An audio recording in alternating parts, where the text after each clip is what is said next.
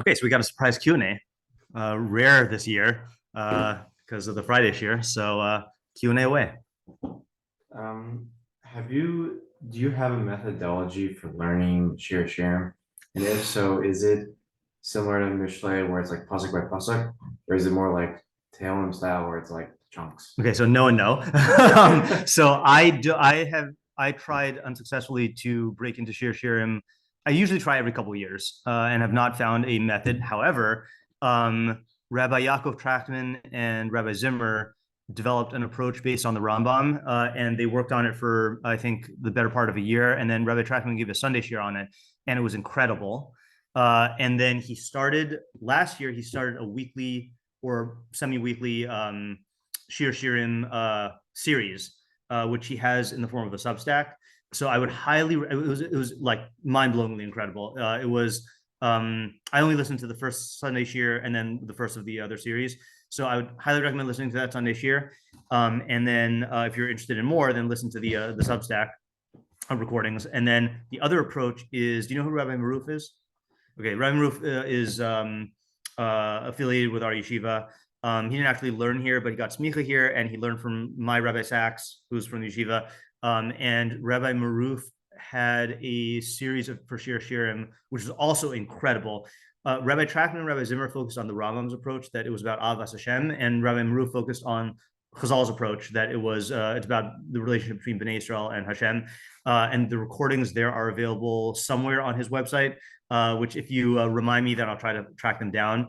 But it is not doable like Mishle. You can't just do pasuk by pasuk. And there definitely are sections, but part of the difficulty is figuring out like what the sections are and how they relate to one another. So I think that Rabbi Trachtman in the beginning of his Sunday Shir, I think in the beginning, it might be later on, does outline the sections. So that might be helpful just in getting yourself oriented.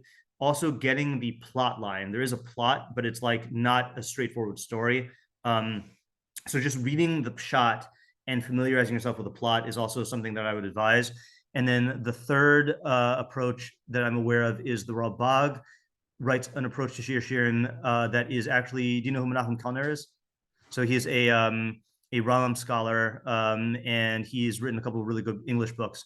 And there is, I think it's a past publication date thing which is a translation of the Ralbag on Shir Shirim, which you need a translation for because it's very Aristotelian, very in need of footnotes, and also like a lot of epistemology. And Ralbag he's in the Rambam camp, so he holds that it's about Avas Hashem, but Ralbag holds that Shir Shirim is like a guide to perfecting your mind to be able to engage in the study of science and metaphysics. And he has an amazing hakdama where he takes every element of Shir Shirim and then says, plants are mashal for this, and daughters of Jerusalem are mashal for this, beloved is mashal for this, and he like gives you all the keys. So just reading the hakdama is worth it. And then he has a running commentary throughout the entire thing. So that's a really an amazing thing. But again, it's very different than what are you going to get in other places because it's very allegorical, and it's unclear whether he definitely thinks that he's actually like learning what Shlomo HaMelech intended. I don't know if we would say that because I think so much is dependent on Aristotelian stuff. But yeah, so I guess I don't have a derech, but those are my drachim that I have like made recourse to. Yeah, I've tried and it's just very, very hard. I think the next time I try, I'm going to try with Sforno because of my falling in love with Sforno over the last couple of years, and he has a Shir Shirim commentary. And let me check on all Torah. I believe if it is there, and if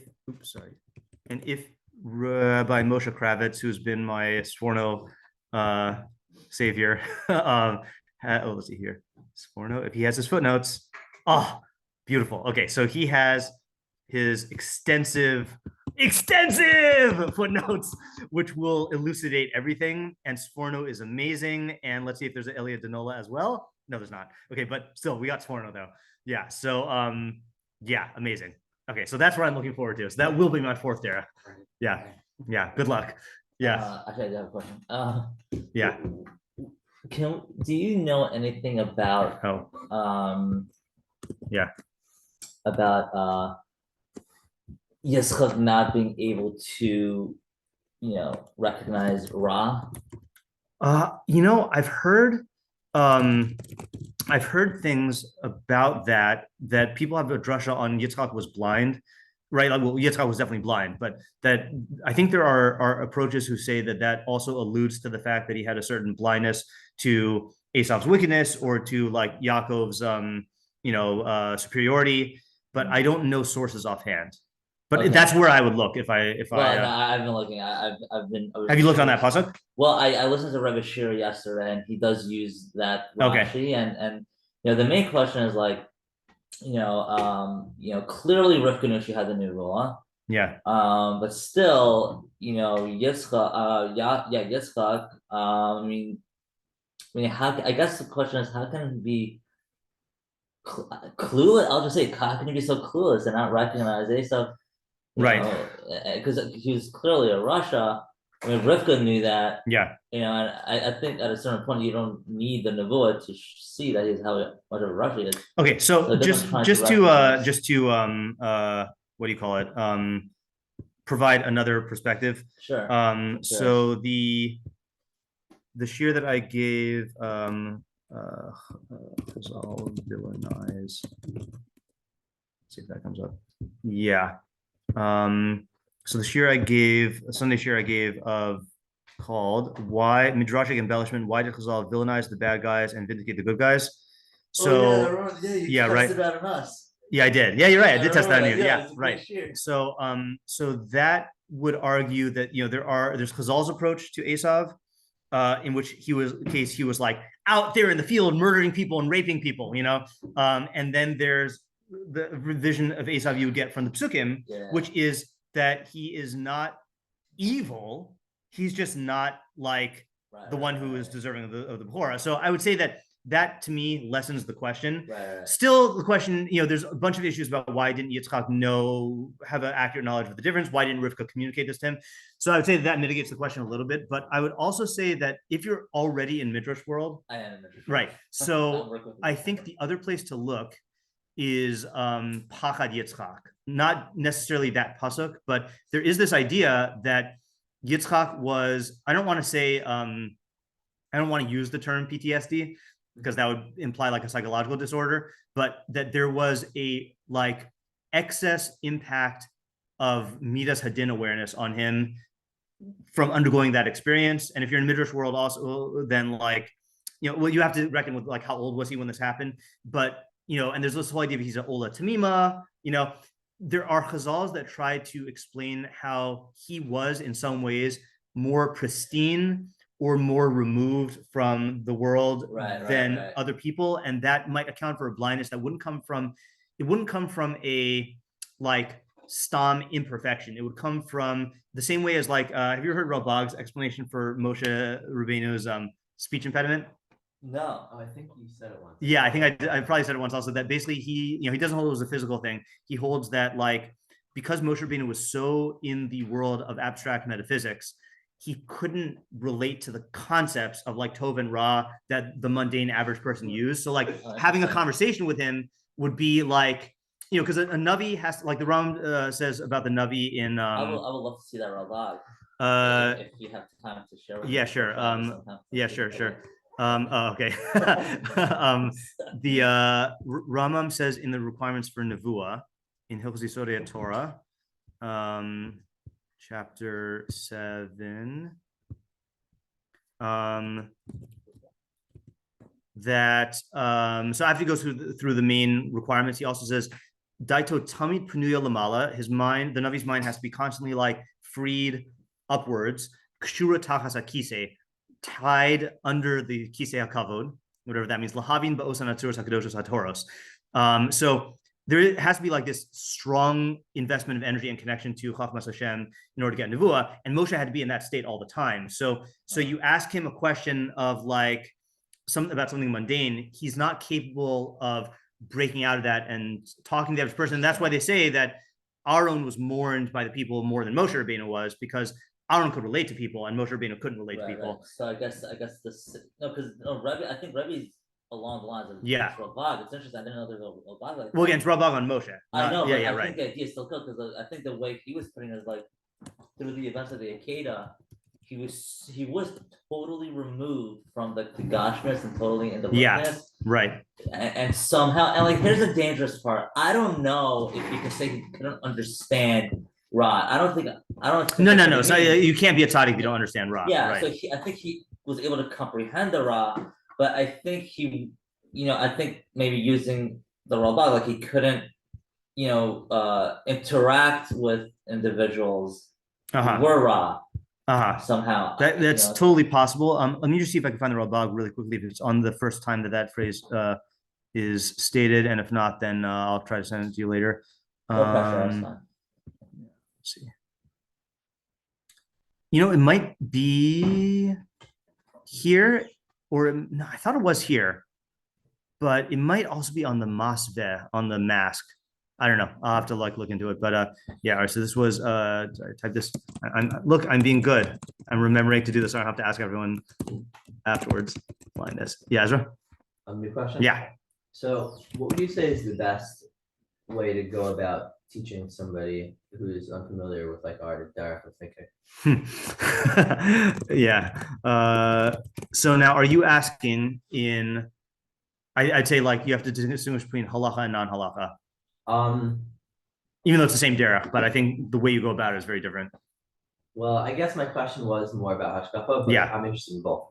Okay. I could change my question. Yeah, no. So I think halacha is the simpler one. In halacha, I would say the best success I've ever had is so there's two types of people who don't know our derech. They're the people who have no exposure to the brisker derech, and then they're the people who have exposure to the brisker derech, and they think that it's all just hefta gavra, and they don't really know what we do, So I think you could use a similar approach on both. But what I would do is I would take, for a person who's totally not exposed to the brisker derech, I'd say giving them examples of havamin maskana or machlokas that either they are already familiar with, and then you can light it up with real svara, or something where the facts are easy to grasp, and you can just show them like the wonder of having a good svara. Like I haven't given this over in a very long time, but I remember the one I used to use was from Rav Pesach, and it was on Kisui Hadam, and I could be getting the facts wrong. So if you think I'm getting it wrong, then please correct me. That Kisui Hadam, you cover the blood with afar, right? And there is a halacha that if you take a kli and you grind it up into dust and you cover the dam, then you're not yotze. But if the kli was made of gold and you grind it into dust, then you are yotze. Okay, and so the question is bimanav shach, like what should matter? And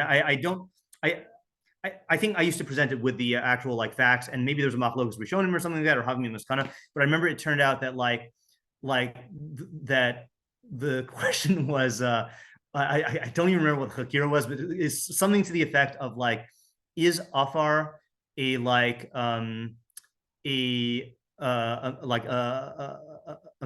material state, or is it like a form of an entity or something like that? I forgot exactly what it was, but like the point was that gold dust is an entity. Like you can buy and sell gold dust. Gold dust is something of value. Whereas if you take a TV and you crush it in a metal crusher, you just change the material form, but it's not you haven't transformed it into another product, whereas like the gold dust you have. And I remember for me, somehow that was like a big like aha moment. Or there's another one that I think you got to ask Rabbi Zimmer about this, but some chakir that people make in tennis, where like it lands on the line, and I know certain people like using it. Do you know what it is enough to say it? I think so. Yeah. I think basically the question is, there's tennis, which is 1 versus 1, and 2 versus 2. So in tennis, there's like the regular box, and there's like an outer box. Okay. So the question is, if it on 1 versus 1, I think, if it lands on the line between the regular box and the outer box, then it's out. But what? It's in if it's on the line. Oh, it's in. But if it's 2 versus 2 and it lands on the line, then it's out. Interesting. Okay. So the question is, what's the line? Is it out? Okay, right. Yeah. So you could use, especially for people who are like threatened by halacha or scarred by Gemara, then like if you use something like that, then that's good. Or the other example I would use there, I used to use the example, I think I might have written this actually in my how to review Shir guide. the hoodie example. Is this ringing a bell? So when I was in the dorm, okay, Rabbi Zimmer was in the dorm, and I remember we had a dorm meeting, and he was wearing a hoodie. And this was back, I don't know what the rule is now, but like you couldn't wear hoodies, you know, you had to wear a shirt with a collar, right? And I remember he got, you know, rebuked by the dorm counselor who said, you know, you can't wear a hoodie in the base midrash. And Rabbi Zimmer said, well, it depends on how you define collar. If collar is just an extension of the shirt, you know, so then one thing, and then if a collar is a particular tsura of like of a garment, you know, of a garment component, then hoodie is you know, is not a collar, you know. And so so examples like that I think can get people into the world of like what definition is. And if they are familiar with the Brisker Derech, so what you have to do is take is you have to like level it up. Like I'm gonna go ahead and pause this for in Hashkafa. I think that's actually easier. I mean, first of all, you have to just define YBD is Derech. No, no, depends on like what you want to show them. But like, you know, I think that showing them a machlokus rishonim, where people stop prematurely, and then you show them, first of all, a real svara, and then what the practical applications to the Derech HaChaim are. To me, those are the two hallmarks of YBT learning in Hashkafa, which is in terms of methodology, which is like actual clarity and definition, and then extending this to a Derech HaChaim as opposed to just keeping in the theoretical realm. So, for example, now this is a like Davka low level example, because this was what I used to do in Shalhevet for the model lesson for open house. Is I would do the chatas of the Nazir, right? So it's a classic question of why does the chatas bring a Nazir? Why does the chatas bring a Nazir? Why does the Nazir bring a chatas? Are you bringing the korban, or is the one bringing you? You know, I feel like that's a thing someone would say. Yeah, not in our derech. But so the Nazir brings a chatas at the end of his naziros, and the question is why, right? So the Rambam holds that that he's bringing his chatas for abstaining from wine, okay? Because wine, he says, is a pleasure, and it's something that God created, and there's nothing bad about it, and it's used for good. And you know, yayin samach levav enosh, and you've got all these mitzvahs with wine. So if the Nazir is abstaining from wine, then that's it partakes of chait. You know, it's not an actual like ma'aseh avera, obviously, but it partakes of chait, and he has to acknowledge that. And that this type of abstention from pleasure and asceticism is like keneged the Torah in a certain sense. Ramban says the opposite, which is that he really should have remained a Nazir forever. So when he returns to the worldly pleasures, then he brings a chatas for that. Okay, so that if someone just read the Rambam and read the Ramban, that's what they would walk away with, and then they would move on, you know. But we would not be satisfied with that, you know. We would want to define things. Now, again, this was me talking to 8th graders, okay, and I'm sure you could like take this much deeper. But I said that the question, and also it seems to be a huge machlokus, where is wine good or is it bad? Like, is abstaining from worldly pleasure good or is it bad? And you could say that they have this huge machlokus if you want to, but we generally try to minimize machlokus and define it about like a localized issue. So the way I explained it to these 8th graders was I said, it's really a question of not what is good and what is bad, but what is naziros, right? So Rambam's model of naziros in Hilchos Deos is when you have an addiction to pleasure and you need to use naziros as a rehabilitative program, you know? So like any rehab program, you have to abstain from the thing you're addicted to until you can control it. And in abstract, while you're abstaining from a good that God created, then that's bad. But the program is designed to rehabilitate you, and then you get off of the program. But according to the Ramban, I said it's not like I don't think I used the word rehab with 8th graders, but it's not like rehab. It's like training for a marathon where you're trying to like boost yourself to a new level. And if you're training for a marathon, you eat healthy, you get in shape, you like are regimented in all of your behavior, and you attain this level of peak physical prowess. And if you can't, ideally, you should maintain your health after the marathon. And if you then go back to your old potato chip eating ways, so then that's a step down. So depending on how you conceive of what Nazirus is, you'll define chatas vis-a-vis that. So I think showing someone, so I got, I did this, I think must have given this year somewhere in the neighborhood of 60 or 70 times. Because I would do this like 5 or 6 times every year, and consistently I got people coming over and saying, I've never heard Chumash like that before, you know? And I think people are just, and again, I didn't talk it out, but you can see how this applies to Derech Chaim, you know? So I think just those two flashes of like, oh, we're going beyond the facts and defining things, and we're seeing how this applies to Derech Chaim, I think is like what makes people like see that, oh, there's something different going on here. Yeah. Totally different one. Okay, so any other follow-ups on this? Yeah. Yeah, let's go Ezra first, because yeah. Yeah, so what would you say about somebody who, like, let's say more like in philosophical areas, they're like more magical thinkers. Right. Think of it like that.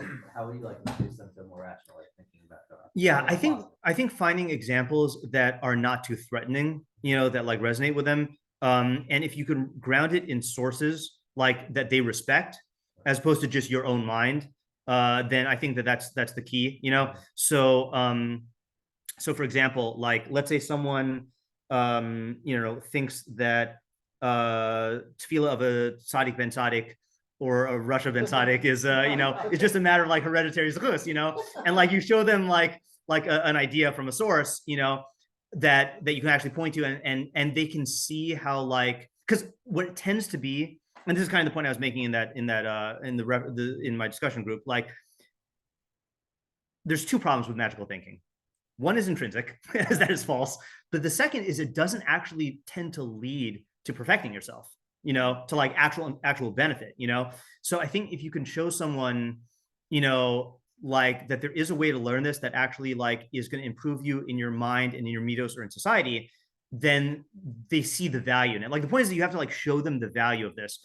And again, people who are into magical thinking tend to assume that just like that is the default mainstream, and the more you can show them from Chazal that you know this approach is advocated, then the better. So like I don't know if I have go-to examples with this right now, but that's what I would try to do. You know, let's say like for example, your dad has given actually your dad, Rebbitzin, people in yeshiva have given shirim on Ayin Hara, right? So like that's a classic example of people have like a magical view of it.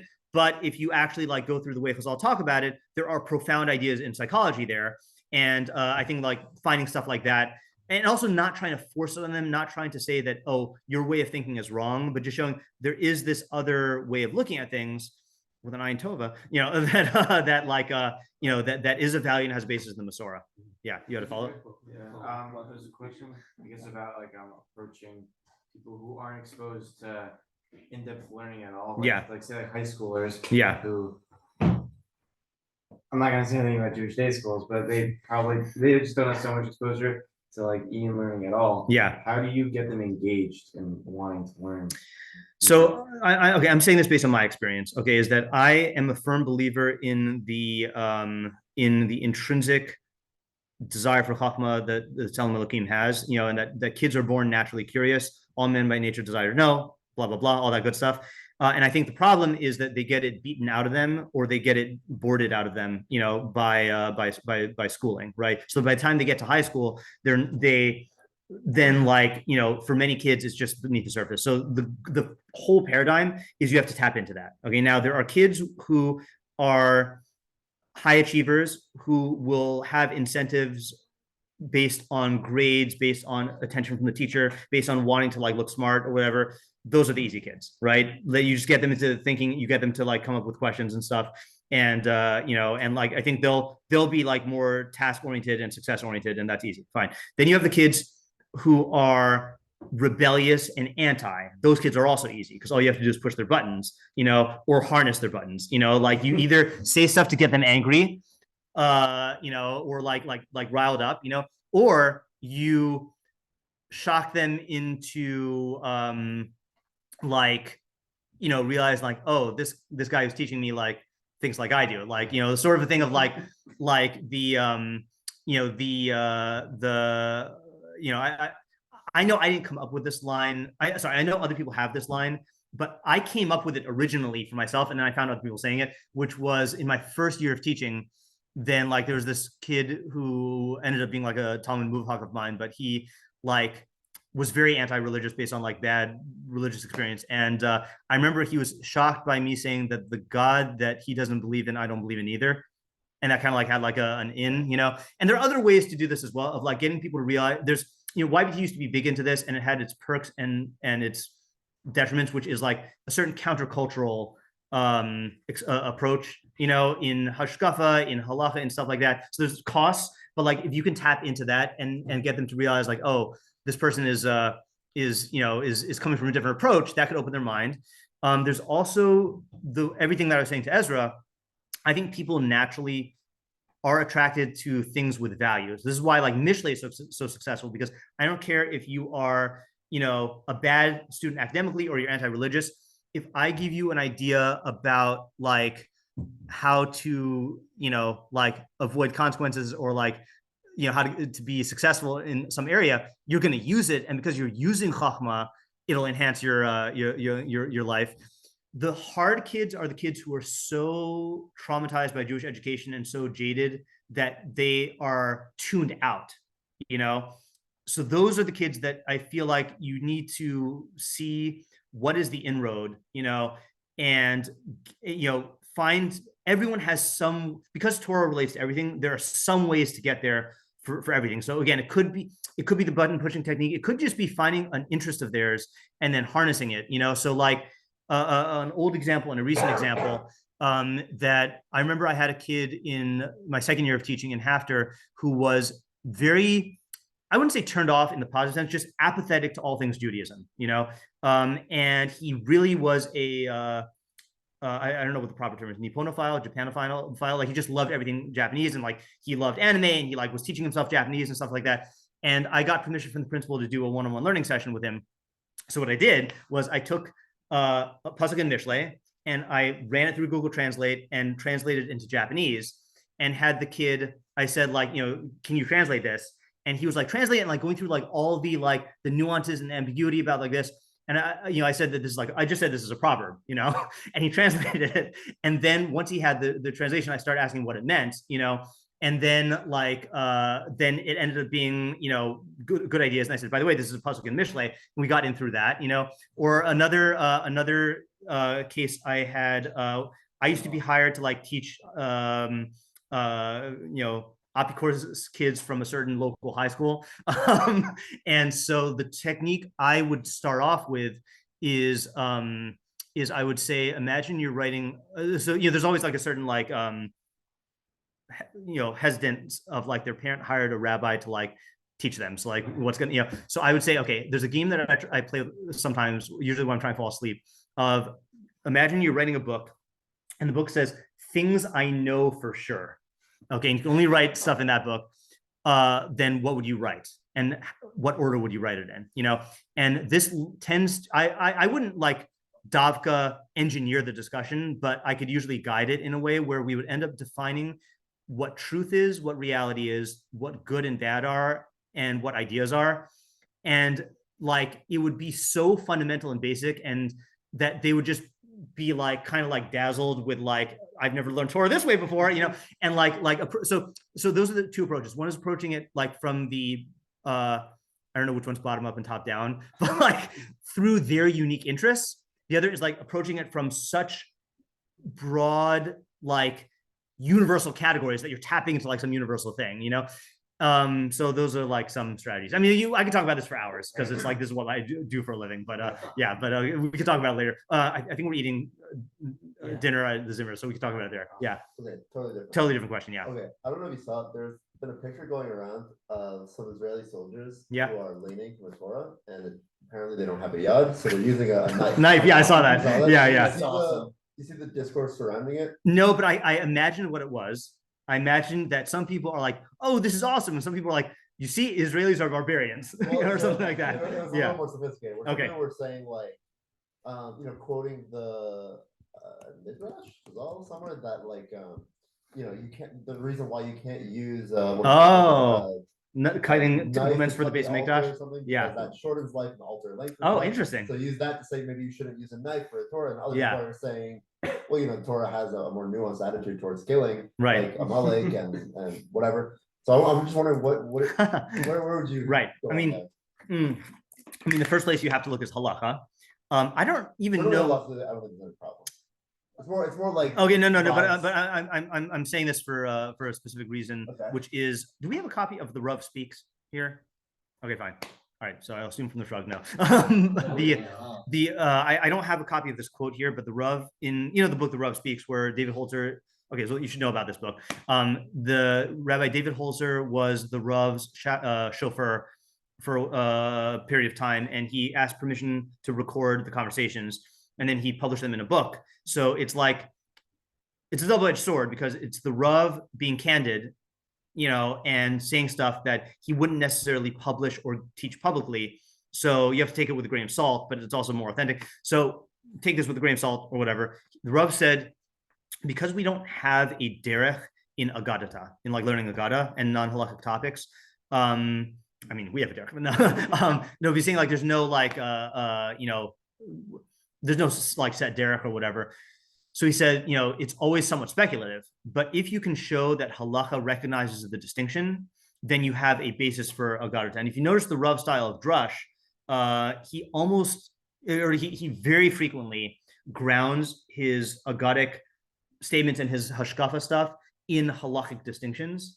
So I would say, like, I don't know when the concept of a yad first came about, but I would look into the halachos, I would look into kavod haTorah stuff and see if this type of question is dealt with in any other form in the halachos specifically of kavod haTorah, and I like use that as a basis. And then the other thing also, because we're in the realm of kavod haTorah, kavod in general is very perception based, so for example, I have never seen this inside, but what I've been told is, our minhag here, or our shita, I guess, is that we hold that you can put a sefer on the ground, right? And the reason why I've been told is it's machlokas achronim about whether the cover of a sefer is considered part of the sefer. That everyone holds you shouldn't put a sefer on the ground, but if the cover is a separate entity, so then you're not actually putting that on the ground, right? Whereas if it was, let's say, a coverless sefer, like all my copies of the Mishnah Torah that I've loved the cover off, then you shouldn't put that on the ground, So nevertheless, even though there's a halakhic distinction, I would not be caught putting a sefer on the ground in an area where people are going to view that as disrespectful, because kavod is dependent on public perception. And if everyone thinks that you're being disrespectful, then you are being disrespectful, unless it's an area where like, avodah zarah is involved, whatever, So I would say that like, I don't know how you can like take a survey about this, but I'd say that like if this is just like someone's neurotic thing, that they're so like anti-violence that like they're like the the Trump election meme of the woman saying no, like with the traumatized by like seeing a knife on a sefer Torah. So then like you don't have to worry about that person. But if there's this perception that like this is disrespectful or advocating like violence in Torah, then just don't do it. Like that's the other thing also is like what are you losing? You have to ask, what are you gaining? What are you losing? I don't know this situation, but I feel like most people could point with their finger. And I'm not judging the guys who did this because like they're in wartime, but I'm saying like, if you have a choice whether to like do this and risk upsetting people, it just might not be worth it. And so like, that's my, what I would say to this. Hashkafic level, what do you think though?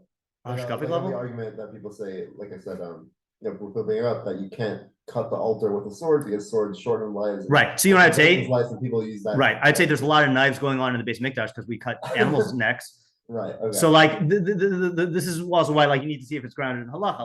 Like this person is basically taking their agenda and then just projecting it onto the entire thing indiscriminately. And like if you look at halacha is more nuanced. And if you look at hashkafa, it's more nuanced. So so I think that has to be taken into account there also. Ariel went away. I have a thing that I was actually going to post on the chat, which was a public rebuke, but I wanted to get his permission because I know he loves public rebuke.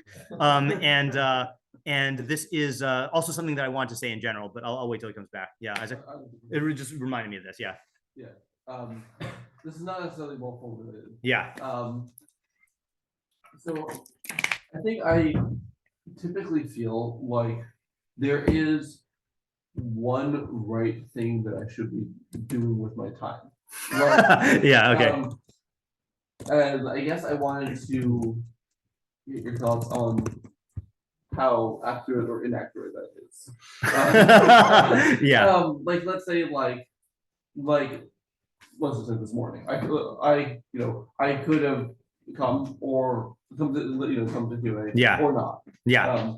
I feel like this is a little bit more of a clear case, but Yeah. it's part of, let's say, like in the evening where I could be doing one of any number of things if I don't have anything specific, Yeah. like structured, and then I feel like I have to be like figuring out what the right thing to be doing is, So I guess I wanted to hear Right. your thoughts about that. Yeah. I feel like I should have thoughts about this, right? Yeah. Yeah. I mean, okay, I'll tell you what first comes to mind is that that I think because you're a gamer, then there is this notion of what's the play here. And usually I guess there's different kinds of games, but in most games, there is usually like a best decision, like what is the play, Sometimes there are like multiple radical strategies you can take, but like in any given scenario, there's usually like, well, what's the correct play here, And I feel like the first step is to identify that that's not how making decisions in life works, that there are many, many routes and uses of time, and each of them have advantages and disadvantages, and each of them have benefits and detriments, and each of them set you up for something different, And like, I think that, I don't know if it's coming from a fantasy of like winning, or if it's coming from a fantasy of like some sort of like binary absolutism, some other like thing. But I'd say like the first step is to recognize that that model is wrong, and that like, that, and it's the part in 4,000 Weeks of like, you do have limited time in life, and you have to choose things and give up things that are worthwhile. Those are my initial thoughts. Yeah, David. Okay, sorry, not really. Oh yeah, Isaac. So my first thought about that is that I'm not convinced that model is wrong. Okay. Because, like, let's say there are things that are more worthwhile and things that are less worthwhile. I'm not challenging that. Yeah. So I'm saying that there are multiple things that are worthwhile in different ways. Yeah. Right. So I think the thing that's hard for me is that given that some things are more worthwhile and some things are less worthwhile. Yeah.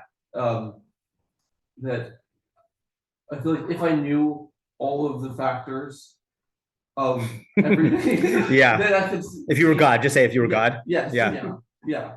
If I had, let's say, God's omniscience. Yeah. I would know this. See, it's funny. You're trying to mitigate the God fantasy in you. You don't even want to say if I were God. Yeah. Right. It's a very powerful thing that you don't want to acknowledge the fact that you believe you're God. So Yeah. if I were God. If I were God. Yeah. Yeah. I'd be able to look at the decision. Yeah. That I have and see this has these upsides and downsides. This has these other upsides and downsides. But this one, the magnitude of the upsides and the balance of the upside and downside. This one has the best, most upside and least downside. Yeah. And I feel like that is a reality of the different choices. That there is one that has the most, and then okay, I still think you're that's not correct. But I'll sure. So first of all, I just want to make an observation here, is that even if there is a correct play, the way you're talking about it now does indicate to me, and I'm not saying this as a diagnosis of your personality because I don't know how much you're plagued by this. I'm speaking as a perfectionist, which is an imperfection, which I gotta get rid of. That like, if I were saying your words, I know that in me it would be coming from a perfectionism. And so, in other words, there could be such a thing as the correct play, but my relationship to finding it is coming from perfectionism, which is going to like limit me and blind me, So that's one thing. But I'll say another thing also is, I think this is a fundamentally different question of whether you're choosing to, let's say, go to a Q&A or watch an episode of a TV show versus going to a Q&A or like learning this or doing this mitzvah. I think those are two separate questions. Okay. The second one I think is easier. Okay. Of like, if you're choosing between multiple things to learn and multiple things to do that are actually worthwhile. So I would say, it's all good, man. Okay. Meaning that ultimately, we do have to diversify when it comes to perfecting ourselves. And like, all paths within Torah lead to good. So let's take this morning for an example, right? Is you can ask people who were in my shir last night. I was like nearly dead last night. Okay, I was like crawling to the finish line to try to give the shir, and I had to stop. And like it was, I've had a really, really rough week. And then I found out that Rabbi Markowitz isn't giving shir this morning, and I haven't written my article yet. So I was thinking about, and I had made this whole plan of canceling my Friday morning shir so I'd have extra time, and my chavrusa canceled so I had more extra time, you know. So I had this choice of, am I going to use this extra time now to write my article and get it out on time, or am I going to do Q&A? And two things ultimately made my decision. One is that, actually three things. One is selfishly, I think I will enjoy Q&A more, so I'm giving to the procrastination to like enjoy Q&A. Two is that either investment of time is going to lead to insights and to like leading to good, like the process of writing is going to lead me to many like insights and stuff like that, and the process of these Q&A questions is going to lead me to insights. So it's all going to be good. It's not like even if there is a best, it's all investing in myself in terms of like my good path. And then the third thing, like down on the list, is this benefits more. Actually, no, this benefits more people like in a different way, and like that's good for other people. But you should worry about yourself. So like I think even if there's a better play, if you're dealing with like watching TV or learning, I think you can make a good argument for learning, unless like you really need to watch TV. But I think if your question is like things that are like good use of your time in general. Yeah. The thing that's hardest for me is when the things are like each valuable in their own way, but in different ways. Yeah, right. Like let's say like sometimes it makes sense for me to, let's say when I have a choice between, let's say, spending time in Viva. Yeah. I can't make the decision to always be learning, because that's going to be detrimental in a lot of other ways. Right. But then every instance of that choice is a hard. Okay, so then another category of strategies I'd recommend to you is set it and forget it, right? Like come up with a system for how to make these decisions, so you don't have to make a completely new decision each time. Like whether that means like working out a ratio type thing, or working out a communication system where like you can easily like discuss this with Aviva and like know where to make a decision, because it's what you're doing also is it's a waste of energy, or a spinning of tires, or like bringing up of stress, like if you have to make the decision each time. And again, for me, like my version of this question was in deciding what to give shir on, when I give regular shirim. And my first year teaching here, I would decide a new topic for certain shirim every week, and it would be agonizing to like have to like decide what to prepare. And then finally I decided, okay, I'm going to do a Pirkei Avos shir and just not decide what to teach. I'll just keep going through the Mishnayos, and like that just offloaded the decision. Or let's say like you have a thing where you find yourself sometimes having 10 extra minutes. Instead of starting the decision, well, what do I do during these 10 extra minutes? Have a go-to thing that you do, whether it's like a safer or like, Substack, so yeah, offload the decision to a system, Oh, yeah. Okay. Yeah. All right, let's go to a new question now. Yeah, David. All right. Oh, so I should say, hold on a second. Do we can stop after this, or we can go to 9:30 or whatever. All right. Yeah. Mine is not for the recording. Oh, okay. So that works out then. Where is the pause recording? Okay, so without saying the question that was not recorded, I'm just going to read this halacha here, which is, I mean, again, the first question always has to be, did I do something wrong? Right. Yeah. So the thing that came to my mind, I'm not saying for sure that you did something wrong, but there is a halacha that what you did is usher. Okay. Anyone know the usher? Okay. That might possibly come up. What was that? That's after the fact. I'm saying l'chatchila, you did something that might be usher. I don't know, because I don't know the circumstances. Is avak lashon hara. Okay, so the dust of lashon hara. So there's 4 categories of the dust of lashon hara, but the one I'm thinking of, yesham devarim shein avak lashon hara. So there are things that are avak lashon hara. Ketzad, how so? Mish yomer leploni shiye kamos shuata. So the first case you didn't do, which is like saying, oh, who knew that so and so was going to turn out so like such a mensch, and like alluding to the fact that like they were bad before. Okay. Oshiomar shaskuni ploni any rote lahodia ma iro mahaya. I can't talk about so and so. I can't tell you what happened. You know, like you're alluding to like bad stuff. That's one. Second is this is the one. Hamasaper betovas chavero bifnei sonaav. Someone who says good things about his fellow in front of people who hate his fellow. This will cause him to speak degradingly about this person. This is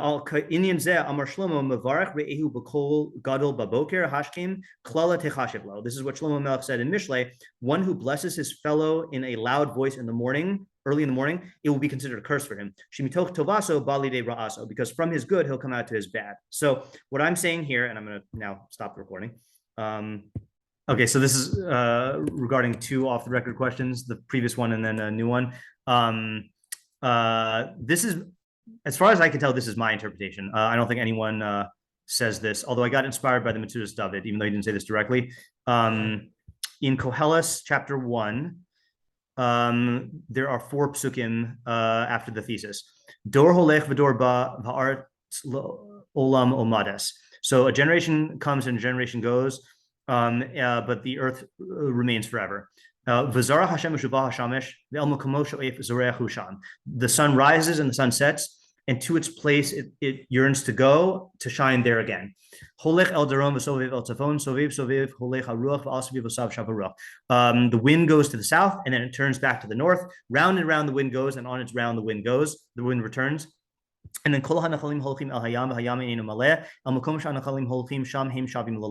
all rivers flow into the sea, and the sea is never filled. To the place where the rivers flow, there they return to flow. Okay, so my thesis of Koheles in a nutshell is it's about pursuing what I call Yisron, which is more. That's what it literally means. Okay, of like trying to get more than what reality actually has to offer. And the book is about examining different pursuits of different types of yisron that people chase, whether it's wealth, fame, love, mitzvos, things that people chase and can't attain. Okay, and what I hold are, Ibn Ezra points out that these are the 4 elements: earth. It goes earth, fire, wind, and water. But what I hold, and so he says that it's part of the physical world. That's why it's the 4 elements.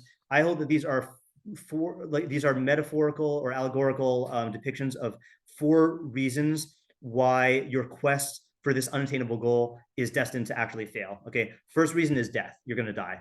So whatever thing you're pursuing, then you're going to end up dying, and you're not going to be able to get the full amount of that, or you could die at any moment. Okay. Second one is obviously they thought that the sun, or okay, whatever they thought or didn't think. Experientially, we treat the sun as the sun moving as opposed to us, right? So if you imagine it, the sun wants to illuminate. So what happens is it goes and it's like illuminate, and then it gets like forced to set, and then it just wants to get back there and shine again. So that represents things that you are things that are intrinsically impossible to attain. Okay, that the sun cannot shine in all areas at once. It's impossible, right? Like when it's shining in one area, it can't shine in another area.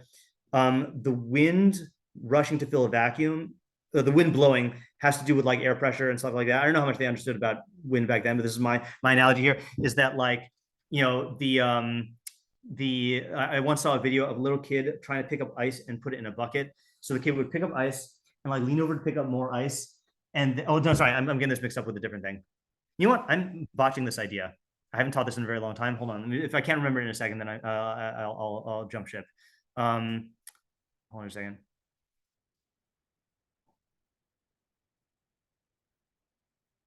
Yeah, I'm blanking on the idea. Well, that was a misfire. The point I was trying to make with the idea, though, was that the goal that both of you are aiming at in different ways is futile, okay, and hevel. And the question is, identifying what is not futile in that and what is futile, and then categorizing which type of futility are you pursuing. And one of the types of futility is that you are the cause of the inability to attain it, and the other is that it's an intrinsically impossible goal to attain. And what struck me is that what you were saying was like it's an intrinsically impossible goal to attain, which is to like defeat anti-Semitism or like get Israel's reputation up, and then your situation seemed to be much more that like it's possible that you're thwarting your own efforts. I forgot exactly how this fits into these psukim, but sorry about that. Okay, that was a good Q&A. Thanks for coming. Yeah.